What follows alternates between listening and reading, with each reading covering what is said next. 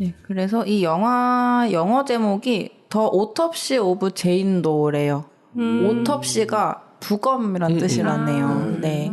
그래서 이 해부나 부검 관련 영화가 몇 개 더 있어요.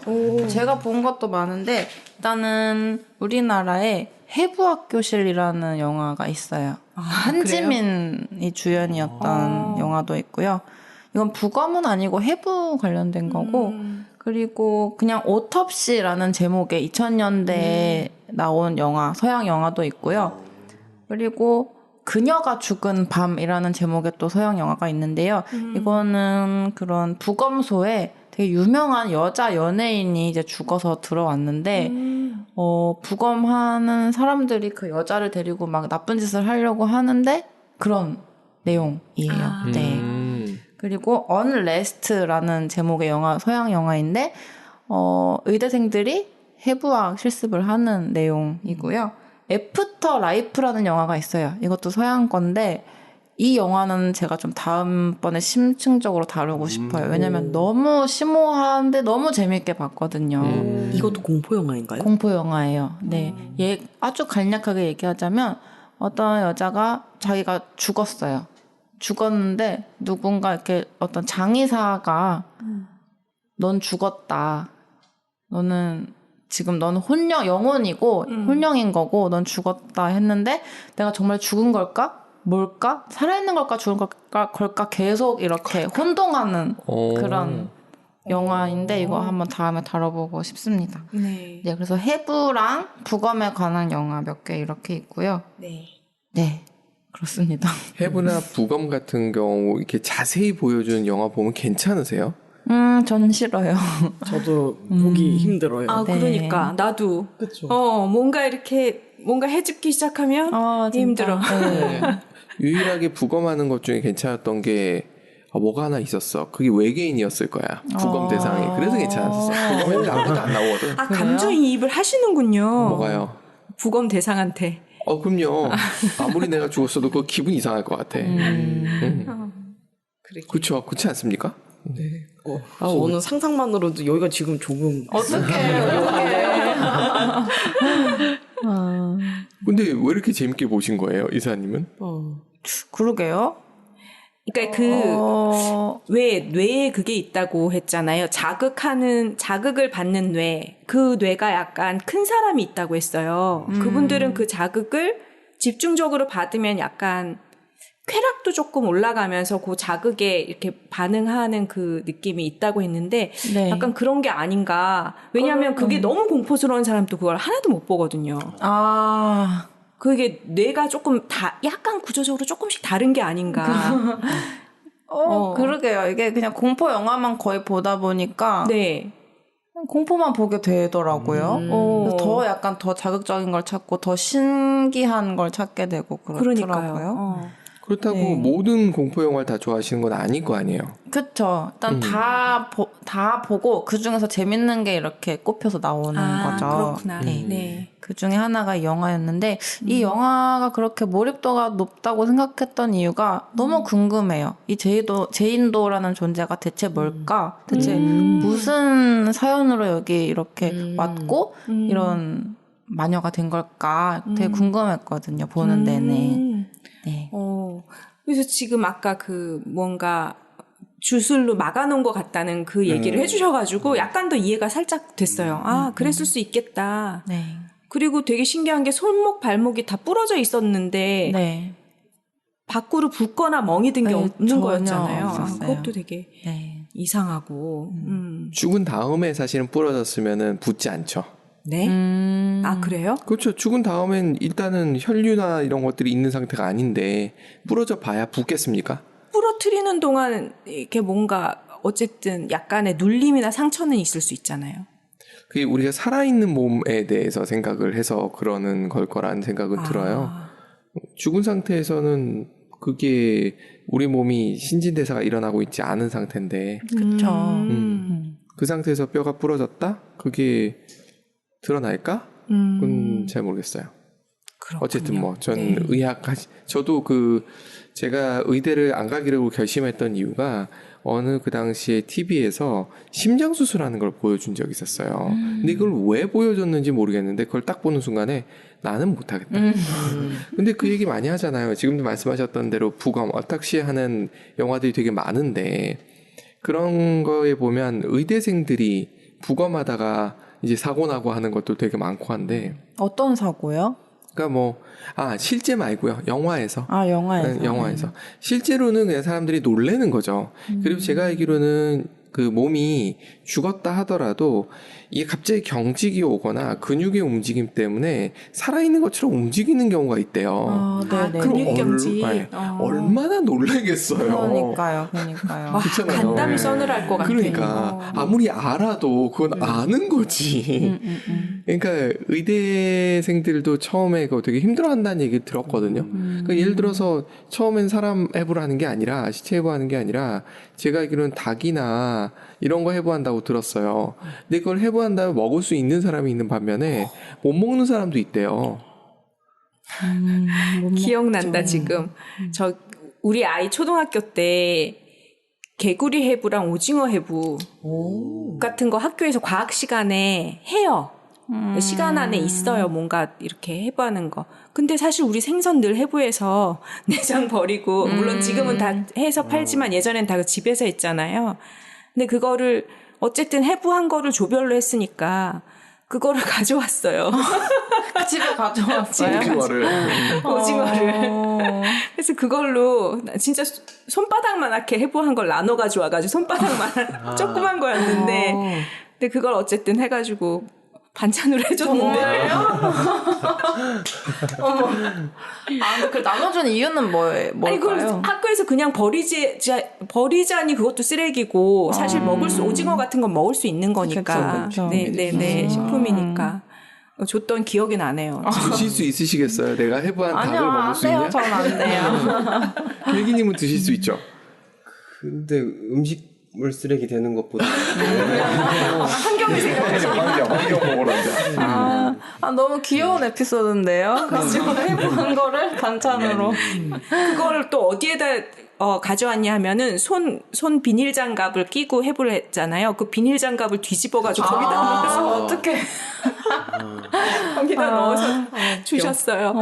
쓰레기도 줄이고 먹을 수도 있고. 네, 바로 먹자. 근데 저는 학교에서 그렇게 초등학생 대상으로 개구리 해부 이런 거 쥐 해부 하는 거 보면 약간 아동학대 같거든요. 네, 저는 너무 아닌 것 같아요, 그거는. 근데 이게 되게 미스매칭이에요. 왜냐하면 공포 영화를 좋아하시는데 현실에서는 그런 거 너무 싫어하고 네, 네. 이게 사람이 하기사 다각도인 면을 갖고 있으니까. 그렇죠. 근데 네. 어떻게 보면 그런 거가 되게 궁금한 아이들도 있잖아요. 과학적으로. 그러면 그런 아이들을 앞으로 이제 그렇게 해봐야 나중에 뭐 생물도 공부하고 뭐 생리학도 공부하고 할 테니까 필요는 한데 어떤 아이들한테는 되게 공포스러울 것 같기도 하네요. 제가 초등학생이라면 그 해부학 수업이 너무너무 무서웠을 것 같거든요. 그래서 부모님한테 이제 부탁해서 이렇게 막 학교 좀 신고해달라 이렇게 얘기를 하거나 했을 것 같단 말이에요. 저는 납득할 수 없어요. 저는. 저 왠지 스아님이 공포영화 왜 즐겨보신지 알 것 같아요. 이게 실제가 아니잖아요. 네. 어디까지나 상상과, 그러니까 허구라고 해야 되나? 네네네. 그거에 의해서만 즐길 수 있는 거잖아요. 맞아요. 네. 그러니까 현실을 침범하지 않기 때문에 안전하게 즐길 수 있는 거죠. 저는 그런 느낌을 받았어요. 맞습니다. 그럼 써니님은 그게 너무 와닿아서 예, 저는 평소에도 생각이 많은 타입이라서요. 갑자기 자다가 일어나서 생각이 나고 밥 먹다가도 생각이 나서요. 저같이 이렇게 생각이 많은 사람한테는 굉장히 해가 될 수 있을 것 같아요. 맞아. 나도 은근 영향을 많이 받더라고요. 네. 그 장면이 자꾸 생각나가지고. 그래서 못 보는 것 같아요. 잘. 그러니까 이사님이 그 귀신을 안 믿잖아요. 네. 이게 구분이 되나 봐. 맞아. 저는 영의 세계를 또 믿으니까. 분명히 그거는 허구인 건 알죠. 허구로 좀 더 재밌게 만든 거겠죠? 자극적으로. 하지만, 어쨌든 영의 세계를 믿으니까. 약간 귀신이 나타나면 어떤 모습일 것 같으세요? 믿으시는 분들. 안 믿으시는 분들은 뭐 어떤 모습일까요, 길길님? 어떤 모습으로 나타날 것 같으세요? 그러게 뭔가 그냥 믿으세요? 귀신을 투명하게 믿으세요? 보이지는 않을 것 같고 안 보일 것 같아요. 네. 저도. 저는 크게 믿지는 않습니다. 아. 네, 믿지는 않지만 그렇게 뭔가 보이진 않을 것 같은 사람 눈에. 네. 보인다면 뭘 자꾸 보이지 않을 것 같다는데. 왜냐면 이게 내가 상상한 대로 보일 것 같아서 그래요. 그거는 그럴 수 있는 게 그 예수 그리스도 뭐 형상 이런 게 인간이 이해할 수 있게 하늘하고 인간의 형상인 거지. 사실 그 형상이 아닐 수 있는 거잖아요. 계속 이게 성형 당하셨잖아요. 그렇죠. 맞아요. 좀 더 뭔가 해석대로. 그쵸. 원하는 대로. 문득 생각났는데 제가 그 뭐라고 해야 되죠? 그 기독교나 이런 쪽에 성령을 이렇게 묘사한 그림을 본 적이 있는데 네. 그게 되게 이제 우리가 생각하는 그런 엔젤 이런 느낌이 아니라 막 꽤 그로테스크했어요. 맞아요. 그렇죠. 눈 같은 게 사람 눈 같은 게 이렇게 막 엄청 많아요. 엄청 많은 형상을 하고 있어서 그게 막 제가 알고 있던 그런 막 홀리한 천사가 아니고 진짜 그 뭐라고 외계인 보는 듯한 맞아요, 진짜 맞아요. 기괴한 그쵸? 외계인이라서 그 그래요? 느낌이었어요. 되게 그럴 수 있겠네요. 네. 처음부터 저는 제인도가 외계인이 아니었을까 그런 생각도 좀 해봤어요. 지구 침공. 그 지구인은 아니다. 지구인은 아니다. 그럴 수도 있겠네요. 그렇게 보면 또 뭐 볼 수 있죠. SF가 돼버리는 거지.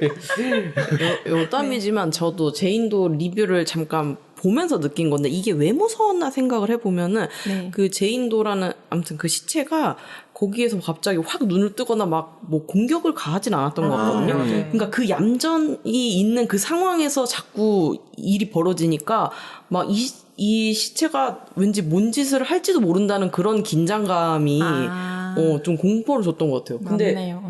그렇게 생각을 하지만 계속 되게 깨끗한 느낌으로 있었거든요. 그러니까 그런 것들이 오히려 되게 무서움으로 다가왔던 것 같아요. 네. 사실은 처음부터 끝까지 이사님이 얘기했던 대로 다 환각일 수 있는 거잖아요. 그렇죠. 비도 온 적이 없고 모든 상황을 보면 그쵸. 처음부터 끝까지 무슨 이유였는지 모르겠지만 그런지도 몰라. 그 여자친구가 삐져가지고 갔잖아. 네네. 저주하고 갔을지도 몰라. 그래서 환각이 생겨서 그게 전부 다 그런 식으로 연결됐을 수도 있다라고 해도 할 말은 없는 거잖아요. 그쵸. 네. 근데 그 여친분이 그 도끼에 맞아 죽지 않나요? 맞아요. 제가 이 에피소드는 얘기 안 했는데 나가지 도중에 못했어요. 중간에 나가지 못했어요? 여자친구가 와요. 그 부검소에. 오. 오는데 어쩌다 그 귀신으로 오인을 받아서 여자친구가 그 도끼에 맞아서 누가 죽거든요. 도끼를 휘둘렀는데요? 뭐 누구였죠? 아들이었던 것 네, 같은데. 맞아요. 네. 아들이 자기 여친을 아이고야. 그러니까 여친인 줄 모르고 했는데 보니까 그랬겠네. 아빠를 죽인 다음에 아니면 죽이기 전에? 주기 전 같아요. 그러면은 그게 이제 그러다가 서로 약간 이 뭐랄까 환각을 일으켜. 이러면서 이런 형태일 수도 있겠네요. 근데 어떤 리뷰에서는 그 여친이 부검소에 왔던 것마저 환각이라고 보는 리뷰도 그럴 수도 있었고요. 그럴 수도. 네. 아니 문제는 그 여친이었네.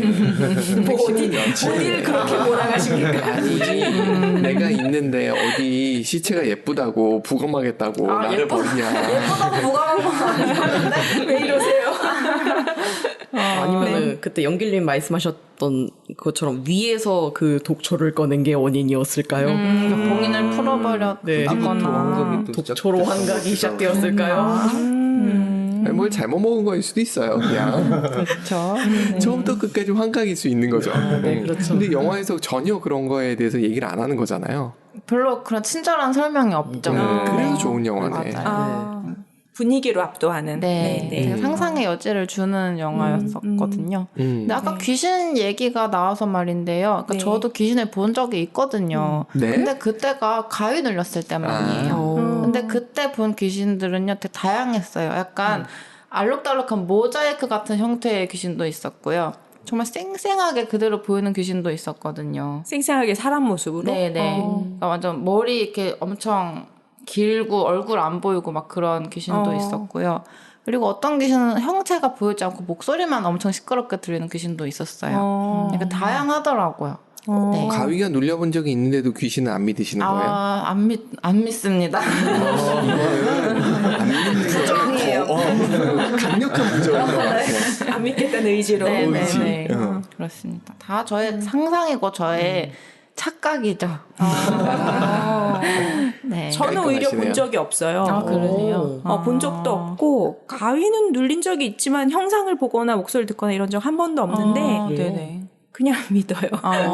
믿어서 보여줄 필요가 없나 얘네들이?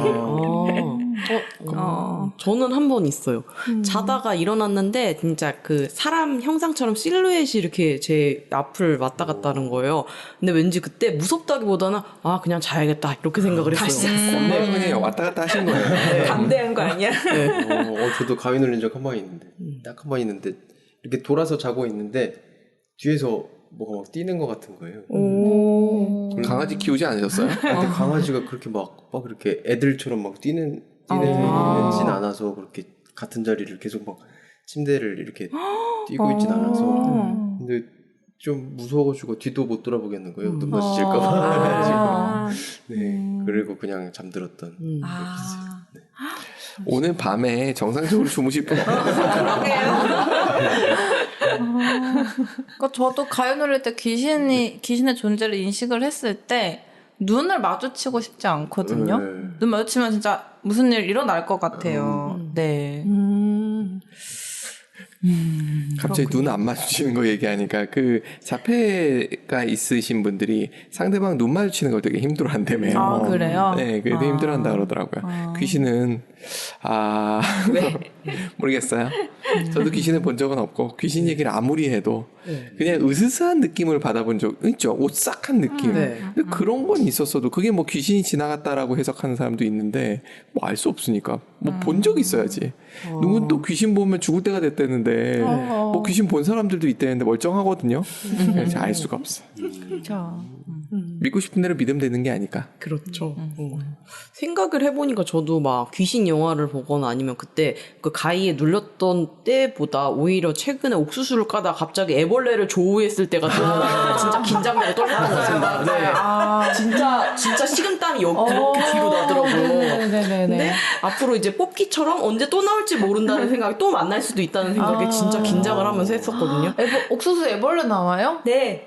그게 솜털처럼 있는 애도 있고요. 이렇게 막 검은색, 흰색도 있고, 막 흰색도 있고, 아주 컬러가 다양해요. 네. 옥수수 되게 맛있는 옥수수인가 보다. 네. 안 달면 네. 맛있게 먹었어요. 그러니까. 네, 맛있고 무서웠습니다. 또 애벌레 어떻게 떼신 거예요, 그러면?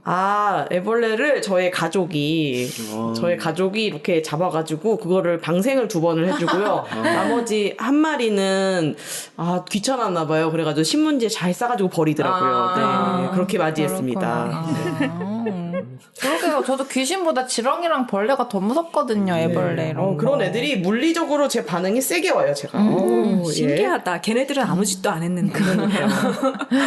그냥 존재할 뿐인데 왜 이렇게 무서워할까? 그러니까 작지만 존재감이 강하다. 맞아요. 그러고 맞아요. 보니까 그런 얘기가 되네. 공포를 왜 느낄까 우리는? 공포감이 왜 생길까? 그리고 어떻게 하면 사람들이 공포감이 극대화될까? 이거는 소설 쓰시는 입장에서 봤을 때는 굉장히 중요한 화두잖아요. 그쵸. 써니님 표정 좀 봐. 아니 방금 생각을 했는데 네. 막 공포 영화 같은 데서 막 혹시 구더기랑 이런 게 많이 나오면은 저는 진짜 너무 공포스러울 것 같아요. 저도 안 돼요. 몸에 기어다니는 느낌 들잖아. 지금도 몸 막 붐비시는데 그게 그 느낌이잖아요. 그래서 인디아나 존스 2인가? 3에서 네. 그 바스락 소리가 나요. 동굴을 네. 지나가는데. 그래서 비스켓을 밟나? 뭔지 아시겠죠? 네. 바퀴벌레 밟은 거예요? 아래 그 다양한 벌레들이. 터졌구나. 맞아요. 또 이런 것도 아무렇지도 않아요. 그런 거 괜찮아. 또 임팩트를 주기 위해서 그랬는지 아니면 뭐 진짜로 미래의 모습을 그렇게 그렸는지 설국열차에서도 네. 바퀴벌레? 그런 장면이 프로틴바. 세게 프로틴바. 네. 그러게. 맛있는 양갱이었다고. 단백질 공급원 훌륭하죠. 되게 효율적이긴 한데 저 그 귀신 영화 중에 재밌게 본 거 2개. 제가 본 게 별로 영화가 아니라 드라마 중에 2개 되게 재밌게 봤는데 죽은의 태양하고 도깨비. 그게 귀신 영화라고 해요. 귀신 드라마잖아요. 따지고 보면 맞네. 둘 다 귀신 들어가요. 귀신 나오죠. 귀신 나오죠. 네. 사람은 아니니까. 그래서 뭐 그 두 개는 재밌게 봤네요. 귀엽잖아요. 거기서는 귀엽게 묘사를 처음 그러니까 죽은의 태양에서도 첫 회하고 두 번째 회 정도에서는 약간 귀신을 으스스. 무섭게 묘사하는데 그 다음부터 그러질 않잖아요. 로맨스죠, 그거는. 네. 귀신이 다 무서울 거라는 생각은 하지 마십시오. 네. 문득 또 든 생각이 사람들이 공포를 느끼는 게 뭐 여러 가지 있겠지만은 이제 뭐 귀신이나 이런 그러니까 주인공한테 위협을 주는 요소가 사람의 형상을 할 때가 좀 많다는 생각이 들었거든요. 그래서 약간 그 불쾌한 골짜기라고 하죠. 그 불쾌한 골짜기를 건드리면은 또 무서운 영화가 나오지 않을까라는 생각이 들었어요. 약간 네. 사람같이 생겼는데 사람 안 갖고 약간 기괴한 그런 느낌을 불쾌한 골짜기라고 그러잖아요. 맞아요. 네. 네. 아 그런 식으로 얘기하면 그 시체 역할을 했던 배우를 예쁜 배우를 쓴 것도 현실에서 잘 만나기 힘들 것 같은 그 형상이 훨씬 더 공포를 가져올 수도 있는. 눈동자에 동공이 없고 뭐 이런 근데 이 기본적으로 예쁘다는 것 자체가 예쁜 거 좋죠. 좋은데 우리 현실에 저런 사람을 볼 일이 있을까?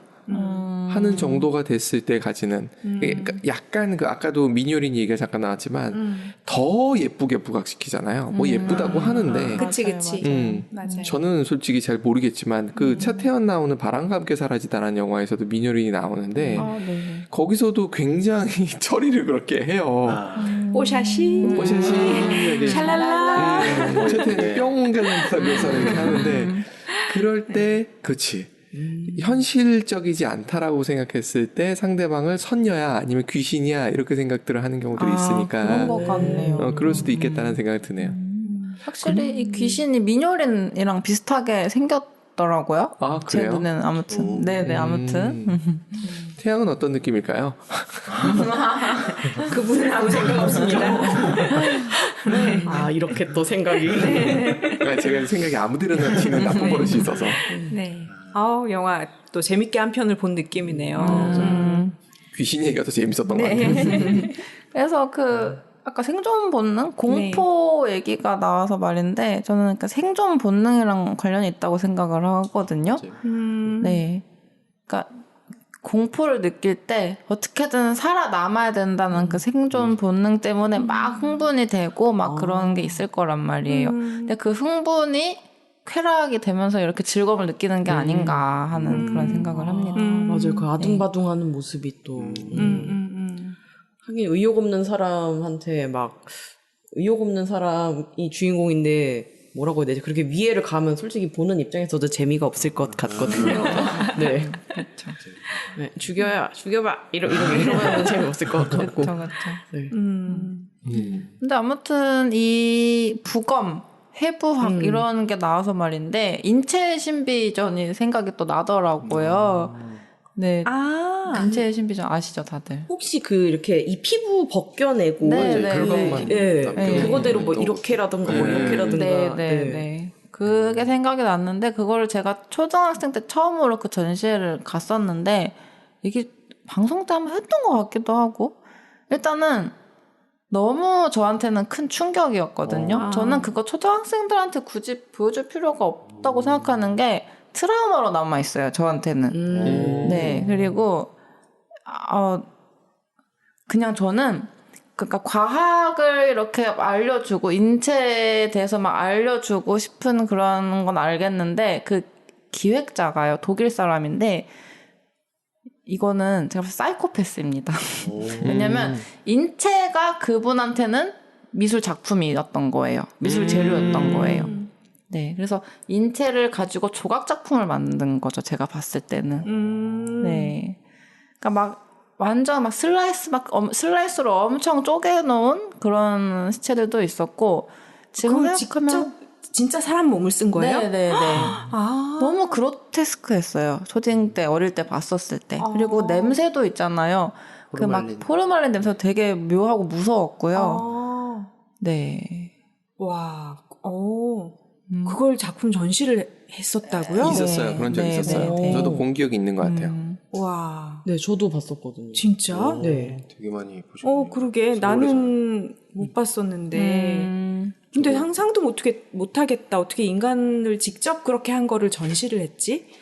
그러게요. 그분은 그거를 어디서 조달했나요? 그게 지금보다는 그게 항상 화두였어요. 그 시체들이 어디서 왔냐. 그러니까. 겉으로는 다 좋은 의미로 자기 몸을 기증해줬다 이렇게 얘기를 하는데 중국의 죄수들 있잖아요. 사형수나 이런 사람들, 좀 신원이 확실하지 않은 사람들, 이런 사람들을 좀 조달을 받아서 작업을 했다는 얘기가 있거든요. 그 사람 진짜 약간 좀 그러네. 일반적이지 정상은 아닌 것 같네요. 떼돈은 벌었을 거예요. 엄청 핫했었기 때문에. 근데 그 이후에 그거를 다시 뭐 이렇게 하지 않잖아요. 또 했어요. 제가 딱 20살인가? 딱 10년 전에 서울에서 또 전시를 했었어요. 인체의 신비전을. 갔더니 제가 옛날에 초딩 때 봤던 시체들이 또 있더라고요. 그대로. 네. 그래서 진짜 임팩트가 있었나 보다. 그때 있던 게 있다는 거를 알 정도면. 네. 그러네요. 그건 좀 그렇다. 네. 근데 저는 아무튼 그 전시가 좋은 의미든 나쁜 의미든 저한테 굉장한 큰 충격과 트라우마로 남아있고요. 근데 모르겠어요. 그 전시, 그 인체를 가지고 전시를 한다는 걸로 지금 또 소설을 쓰고 있기 때문에 영향을 받았습니다. 그러네요. 저는 그냥 뭐 가끔 드는 생각인데 조금 이상하게 들릴 수도 있긴 한데, 제가 사람도 어떻게 보면 엄청나게 정교하게 만들어진 기계 같다는 생각을 좀 하거든요. 작품이죠. 그러게요. 네. 뭐 전기적인 신호로 이렇게 뇌에서 계속 전기적인 신호를 발생시켜가지고 거의 컴퓨터 같은 느낌으로 뇌는 또 돼 있고, 뭐 이런 근육 같은 것도 지금 뭐 기술로 모방을 많이 하긴 하지만 뭐 못 따라가는 그런 정교한 부분들이 있거든요. 그래서 약간 그런 시각으로 바라보고 그런 기획전을 열었나 싶기도 하고. 그럴 수 있겠네요. 그런 시각으로 보면. 근데 그 왜 공각기동대나 이런 데 보면 결국은 그 하트라고 하는 그 어떤 그 감성적인 측면이나 그런 것들이 과연 없어도 인간인가 뭐 이런 거에 대한 철학적인 질문을 계속 하잖아요. 그냥 이 데이터만 가면 그게 나인가. 지금 이 뭔가 떨리고 힘들고 이런 뭔가 그 감정이 있는 게 이것이 나인가 막 이러면서 그걸 봤을 때 그게 해부학적으로는 물론 의미가 있지만 작동을 잘하는 기계라고 보기엔 인간이 너무 복합적인 것 같기도 해요. 그건 저는 조금 너무 그쪽을 살아가셔가지고 얘기하신 거고, 일길님은 지금 얘기해주신 거는 단순히 그냥 사람 몸이 우리가 지금 기계공학이나 이런 게 과학이 발달했다 하더라도 우리 몸의 그 움직이는 동작 그 자체를 정교하게 흉내조차도 못 낸다는 의미로 말씀하신 거라고 저는 이해가 되는 거예요. 좀 엄청나게 정교한 기계 같은 느낌을 많이 받아서 뭔가 이게 인체의 신비인 거죠. 인체를 봤을 때 제가 알기로는 우리 손목 같은 경우도 이게 로봇이 구현을 못한다 그러더라고요. 이런 아직까지도 미묘한 각도 같은 거. 이게 6개의 뭐 각도로 움직인대나 뭐 하여튼 제가 비틀었었는데 그게 안 된대요 지금. 양자역학으로도 안 되는군요. 기계공학이니까. 기계공학적으로. 뭐 이렇게 들어가지고 어디로 옮기고 하는 기계팔만도 몇 억 가까이. 맞아요. 그치, 그거는 아주 정교하지도 않는데도 불구하고 진짜 미세한 거 이런 거 작업은 못할 거 아니에요 아직. 그래서 그게 나왔던 게 그거잖아요. 날계란 잡는 게 그 나왔던 이유가 그 힘 조절 우리는 아무렇지 않게 하는데 로봇한테 그게 어려운 거지. 그래서 딱 날계란 크게 똑같지도 않잖아요. 그치. 걔를 정교하게 잡는 그게 잡아서 힘든 거죠. 옮겨야 되는데 얘가 떨어져도 잘 못 잡아도 떨어지고 꽉 잡으면 깨지고. 그래서 그 정교함이 인체의 신비. 그러니까 그걸 하신 분이 시체를 어디서 조달했는지 그런 거에 대해서는 물음표가 맞는데 의도는 어느 정도 이해할 수 있다라는 길길님의 말씀에 대해서 저도 어느 정도 공감은 해요. 인간의 몸이라는 게 뭘 하면서 흉내를 내려고 무지하게 시도를 하는데 예를 들어 딥러닝도 똑같거든요. 그걸 흉내를 내는데 못 따라가거든요. 인간의 그 물리적인 것조차도. 뭐 더덕님이 얘기했던 영적인 거는 아예 얘기를 못하는 영역이고 뭐고 그쪽은.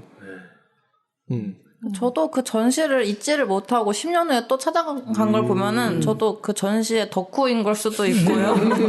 그렇죠. 무섭기는 네. 하고 네. 충격이 있으나 그렇죠. 신기하죠. 저도 뭐 워낙 공대를 가고 뭐 과학을 좋아하기도 하지만 근데 이렇게 너무 정교하고 네, 이게 정교하고 좀 완벽하다 싶을 정도의 방향으로 진화가 그렇게 흘러갈 수 있었을까 하는 좀 의구심은 그러게요. 들긴 하더라고요. 근데 그런 것도 있잖아요. 네.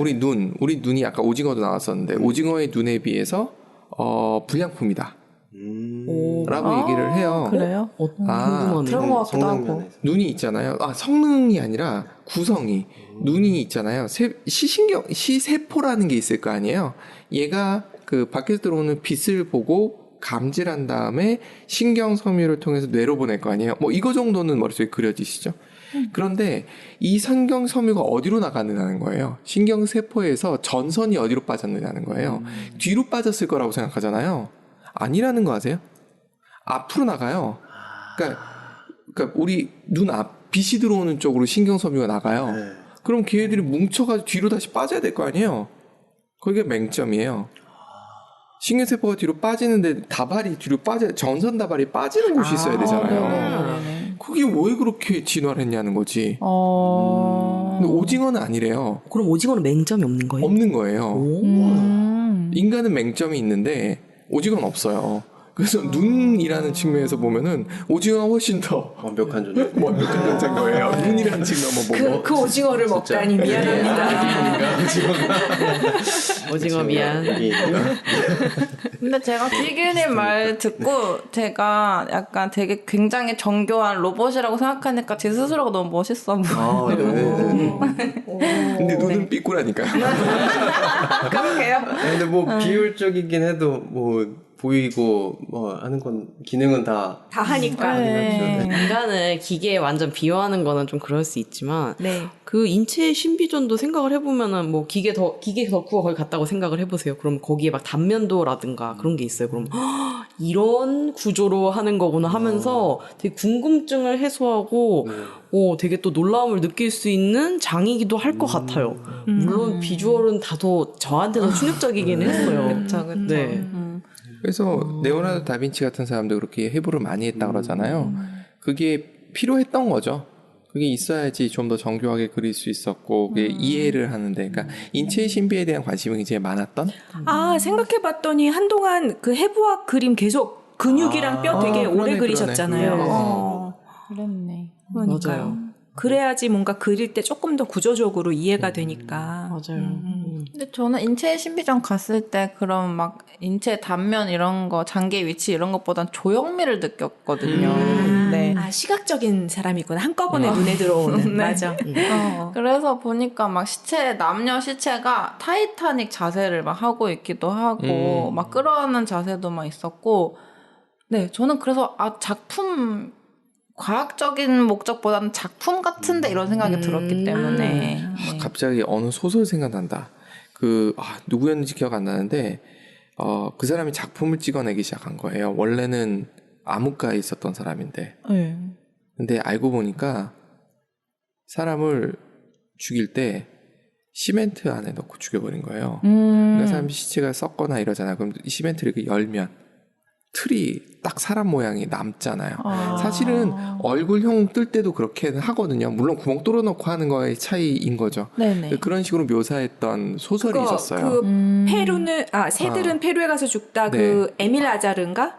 아니야. 로맨가리. 로맨가리. 그 똑같은 사람이니까 에밀 그 로맨가리의 단편집에 괴이한 소설들이 있어요. 근데 거기 그 시멘트로 사람을 죽여서 작품을 만드는. 그게 나와요. 저 좀 자세히 알려주시겠어요? 네, 이따 알려드릴게요. 네. 로맨가리 맞죠? 로맨가리 페루는 새들은 페루에 가서 죽다라는 책의 단편 중에 하나로 들어있어요. 네. 섬뜩해요. 보면서